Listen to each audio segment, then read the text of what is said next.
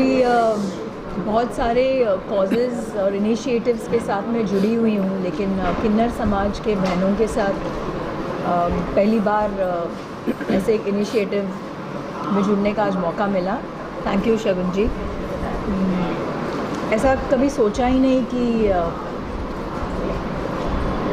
ऐसे जुड़ने का एक मौका मिलेगा मुझे, लेकिन यहाँ आके प्राउड से ज़्यादा मैं थोड़ी दुखी हो गई हूँ ये सोच के कि एक इंसान को अपने हक़ के लिए कितना लड़ना पड़ता है। तो मेरी भगवान से और मेरी इस समाज से यही उम्मीद है और प्रार्थना है कि इन लोगों को इनका हक़ मिले। जैसे बाकी दो जेंडर्स हैं, वैसे ही हमारे थर्ड जेंडर के बहनों को जैसे वो रहना चाहते हैं वैसे उन्हें रहने का मौका दिया जाए।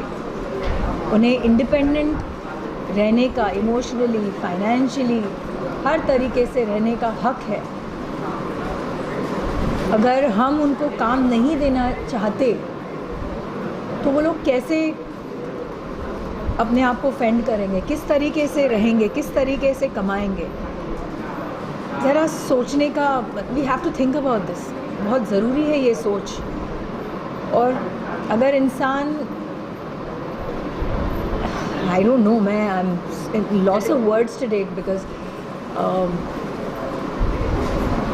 शगुन जी की यही एफर्ट्स हैं कि इन लोगों को कैसे इंडिपेंडेंट बनाया जाए। So I think along with micro needling, along with permanent makeup, इच्छा है उनकी खूबसूरत होने की, वो कोशिश कर रही है कि ये लोग सीखे भी।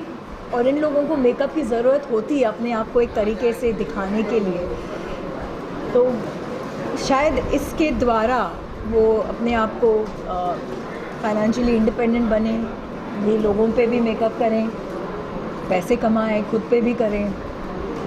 लेकिन इससे ज़्यादा आफ्टर ऑल दिस मैं यही कहना चाहूँगी कि ये समाज के जो हमारी बहनें हैं वो खुश रहे। कोई ऐसे एक मिरेकल हो जो हो जाए ताकि इनको अपने हक़ के लिए इतना लड़ना नहीं पड़े। बस इतना ही कहना चाहूँगी। शगुन गुप्ता फाउंडेशन में जो इनिशिएटिव लिया है वो कितना ज़रूरी मानती है? आज यहाँ आने से पहले मैंने सोचा ही नहीं था कि ऐसी कोई इनिशिएटिव हो सकती है। सच में मैं बहुत से इनिशिएटिव्स के साथ जुड़ी हुई, जैसे मैंने अभी बताया, women empowerment, PETA for animals,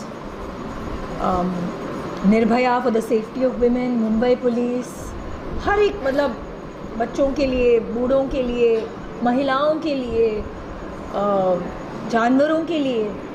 लेकिन ऐसे कोई इनिशिएटिव हो सकती है मैंने सोचा ही नहीं। और ऐसी कम्युनिटी हमारे सामने है, हम इन लोगों को देखते हैं और मैंने सोचा नहीं। इस बात पे मुझे गम है कि मैंने क्यों नहीं सोचा।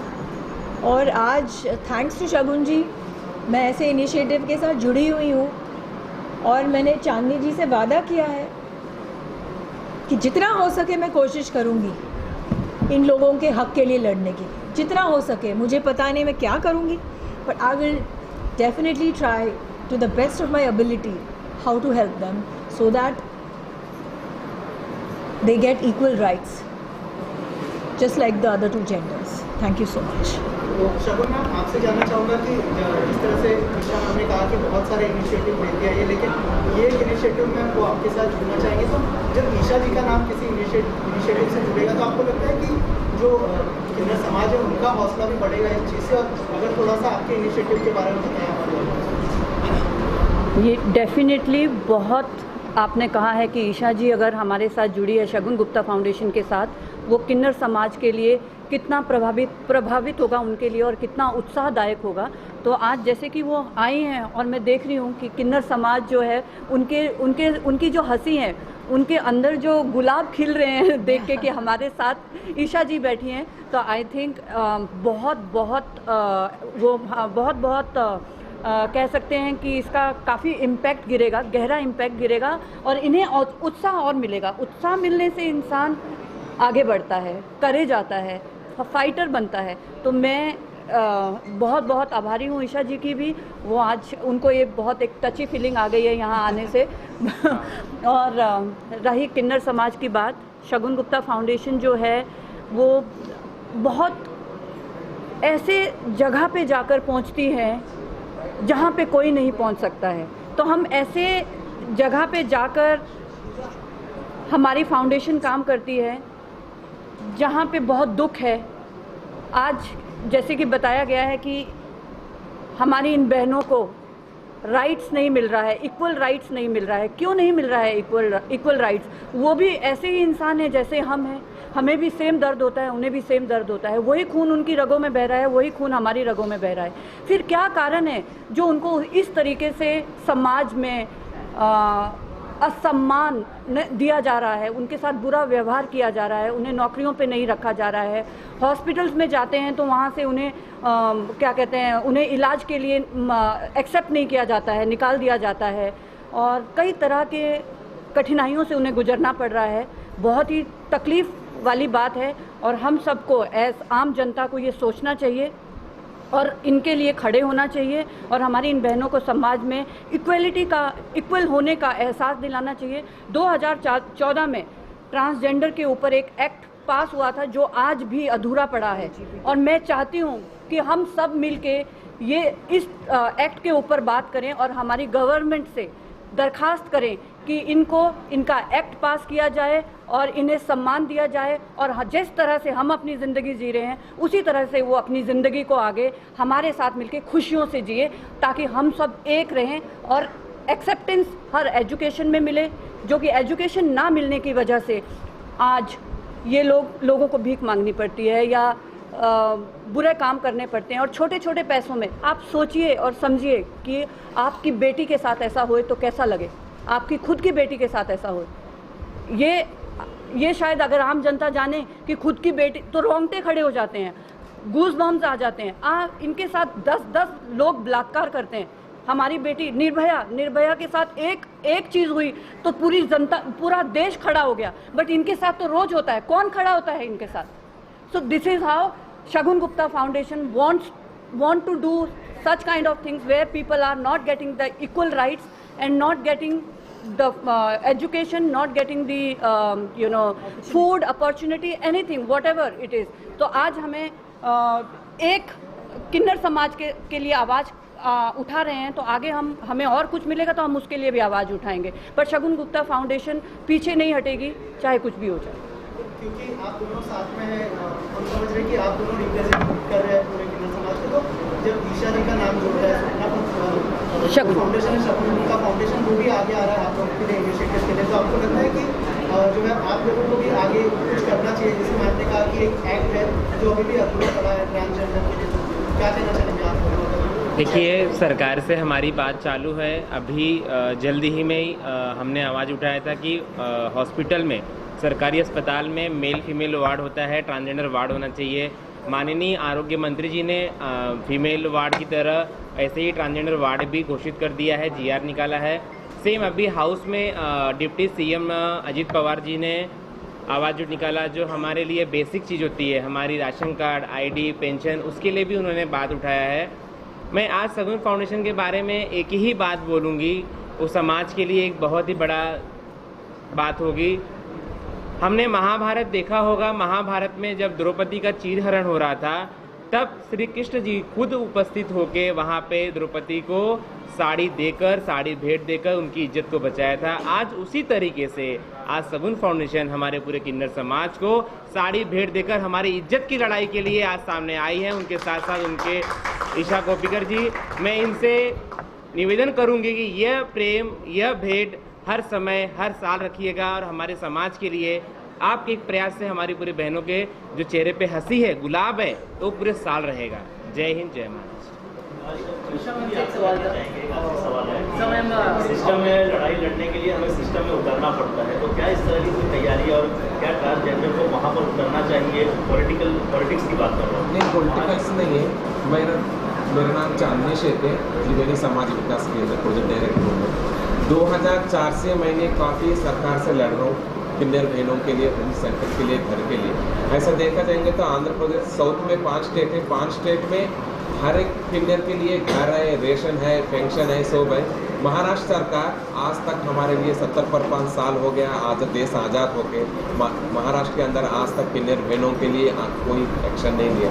मैंने 2004 से लड़ रही, मैंने होम सेंटर किन्नर बहनों के लिए। हमें इतना दिक्कत होता है, हम लोग भाड़े के घर में रहता है, हमारा कभी डेथ हो जाता है तो घर वाले लाने नहीं देते इधर, घर वाले हम वहाँ से हॉस्पिटल से वहीं अंतिम संस्कार करने के लिए लेके जाते हैं।